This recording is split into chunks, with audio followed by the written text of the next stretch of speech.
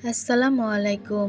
প্রিয় দিনী ভাই ও বোনেরা, অনেকেই মনের আশা পূরণের জন্য দোয়া কবুল হওয়ার আমল খুঁজেছেন। কোথাও কোনো আমল পেলেই পালন করা শুরু করেন, তা যতই কঠিন হোক না কেন। দোয়া কবুল করানোর জন্য আল্লাহ তাআলা আমাদের কঠিন কিছু করতে বলেননি। তিনি শুধুমাত্র দোয়া করতে বলেছেন, খাস দিলে চাইতে বলেছেন। আল্লাহ তাআলা আমাদেরকে বলেন, তোমরা আমাকে ডাকো, আমি তোমাদের ডাকে সাড়া দিব। অর্থাৎ আমার কাছে চাও, আমি তোমাদের চাওয়া পূরণ করব। আমার কাছে সমস্যার কথা বলো, আমি সমাধান করব। আমার কাছে বিপদ থেকে মুক্তি চাও, আমি বিপদ দূর করে দিব। আমার কাছে বিচার চাও, আমি বিচার করব। এবং আল্লাহ তাআলার নির্দিষ্ট স্থানে নির্দিষ্ট পদ্ধতিতে দোয়া করার নির্দেশ দেননি। যখনই হোক, যেভাবেই হোক, তার কাছে চাইতে বলেছেন, তাকে ডাকার মতো ডাকতে বলেছেন। রাসূল সাল্লাল্লাহু আলাইহি ওয়াসাল্লাম বলেন, দোয়াই হলো ইবাদত। আবু দাউদ 1479, তিরমিজি 1969। আল্লাহর কাছে দোয়ার চেয়ে সম্মানিত কোনো ইবাদত নেই। তিরমিজি 3370। বৈধ কোনো কিছু পেতে দোয়ার উপরে কিছু নেই। অসম্ভব দোয়া কবুল করাতে দোয়ার উপরে কোনো কিছু নেই। দোয়া মানুষের তকদির বদলে দিতে পারে। হারাম অন্যায় কিছু পেতে বা হতে দোয়া করা যাবে না। আমাদের ইচ্ছা বা চাওয়া জায়েজ কিছু হতে হবে। দোয়া বলতে আমি আমার নিজের কথা বলি। আমি আজ পর্যন্ত যা আল্লাহর কাছে চেয়েছি, সব দোয়া করেই চেয়েছি। আর যেটা পাইনি, সেটা ভেবেছি আল্লাহ তাআলা আমার ভালোর জন্যই আমাকে দেননি। আর ছোট থেকে বড়, সহজ থেকে কঠিন, সব দোয়াই পূরণ হয়েছে আলহামদুলিল্লাহ। চাওয়া আর দেওয়ার ব্যতীত অন্য কোনো কিছু আছে বলে আমার মনে হয় না। কোনো কিছু চেয়েছি বা খুব দরকার, অনেক প্রয়োজন, এমনিতেই বসে বসে দোয়া করেছি। নামাজ পড়ে পূর্ণ বিশ্বাস ও আস্থা রেখে খাস দিলে দোয়া করেছি। তারপর আল্লাহ তাআলা নিজে ব্যবস্থা করে দিয়েছেন। তাড়াতাড়ি হোক কিংবা দেরিতে হোক, জীবনের সবচেয়ে কঠিন সময়ের মুখোমুখিতে আমি দুটো কাজ করেছি, দোয়া এবং জিকির করা। আর একবার সালাতুল হাজত নামাজ পড়ে দোয়া করা।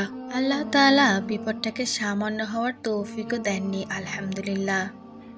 বিশ্বাস করুন প্রিয় দিনী ভাই ও বোনেরা, প্রতিটি দোয়া করার পর আমি একটা স্বস্তি এবং শান্তি পাই।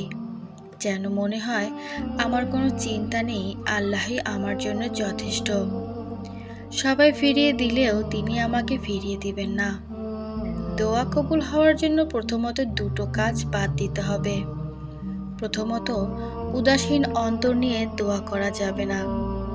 অর্থাৎ মুখে দোয়া করেও মনে মনে দোয়ার প্রতি পূর্ণ মনোযোগ নেই, এভাবে আপনারা দোয়া করবেন না। এভাবে দোয়া করার কোনো মানেই নেই। মহানবী সাল্লাল্লাহু আলাইহি ওয়াসাল্লাম বলেছেন, দোয়া কবুল হওয়ার দৃঢ় বিশ্বাস রেখে তোমরা আল্লাহর কাছে দোয়া করবে। উদাসীন ও অমনোযোগী ব্যক্তিদের দোয়া আল্লাহ তাআলা কবুল করেন না। দ্বিতীয়ত, দোয়া কবুল হতে দেরি হলে নিরাশ না হওয়া এবং বলা যে, আল্লাহ আমার তো দোয়া কবুল করলেন না, আমার দোয়া কবুল হয় না কেন। এই অভ্যাসটা অনেকেরই আছেন। আপনাদের মধ্যে প্রিয় দিনী ভাই ও বোনেরা অনেকেই আছে, অথচ এরূপ কথা মোটেই ঠিক না।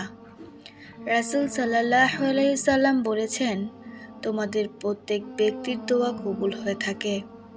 কারো ক্ষেত্রে 5 মাস লাগে, কারো ক্ষেত্রে 5 দিন, কারো ক্ষেত্রে 5 বছর, কিন্তু তোমাদের দোয়া ঠিকই কবুল হয়।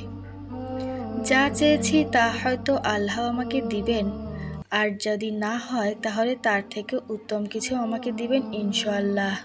রাসূল সাল্লাল্লাহু আলাইহি সাল্লাম বলেন, যখন কোনো মুমিন ব্যক্তি দোয়া করে, যে দোয়াতে কোনো পাপ থাকে না ও আত্মীয় সম্পর্ক ছিন্ন করার বিষয় থাকে না, তাহলে আল্লাহ তাআলা 3 পদ্ধতিতে কোনো এক পদ্ধতির যার দোয়া কবুল করে নেন।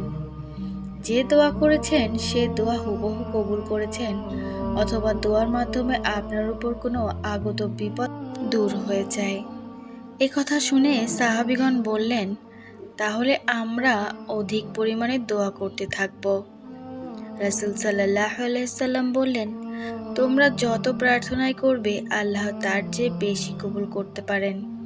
বুখারী আল আদাবুন মুফরাদ আহমদ।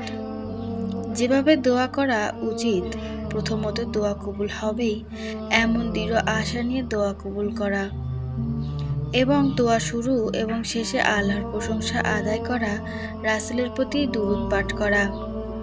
রাসূল সাল্লাল্লাহু আলাইহি সাল্লাম বললেন, তোমাদের কেউ যেন এভাবে না বলে, হে আল্লাহ, তুমি চাইলে আমাকে মাফ করো, হে আল্লাহ, তুমি চাইলে আমার প্রতি দয়া করো, বরং সে যেন পূর্ণ দৃঢ়তার সাথে কামনা করে, কেননা আল্লাহ তাআলার উপর জবরদস্তিকারী কেউ নেই। অপর একটি হাদিসে রাসূল সাল্লাল্লাহু আলাইহি সাল্লাম বলেছেন, আল্লাহ বলেন, আমার বান্দার ধারণা অনুযায়ী আমি আছি, আর যখন সে আমাকে ডাকে আমি তার ডাকে সাড়া দেই। দ্বিতীয়ত, দোয়ার ক্ষেত্রে হাত তুলে দোয়া করাটা অনেক গুরুত্বপূর্ণ। আল্লাহর কাছে হাত তুলে দোয়া করাটা অনেক গুরুত্বপূর্ণ, কারণ তিনি কখনোই কাউকে খালি হাতে ফিরিয়ে দেন না, আশা করাই যায়। অতএব প্রিয় দিনী ভাই ও বোনেরা, আপনাদের দোয়া কবুল করার সময় হতাশ হবেন না, নিরাশ হবেন না। পূর্ণ মনোযোগ দিয়ে দোয়া করবেন, তাহাজ্জুদ নামাজ পড়বেন, ইস্তেগফার পড়বেন, দুরূদ শরীফ পড়বেন, দান সাদকা করবেন। আল্লাহ তাআলা আপনাদের সবাইকে নেক হেদায়েত দান করুক, 5 ওয়াক্ত নামাজ পড়ার তৌফিক দান করুক, সবার মনের নেক আশা পূরণ করুক, সবাইকে সুস্থতা দান করুক। আমার ভিডিওটি ভালো লাগলে বেশি বেশি শেয়ার করে দিবেন এবং আমার চ্যানেলটি সাবস্ক্রাইব করে আমার পাশেই থাকবেন।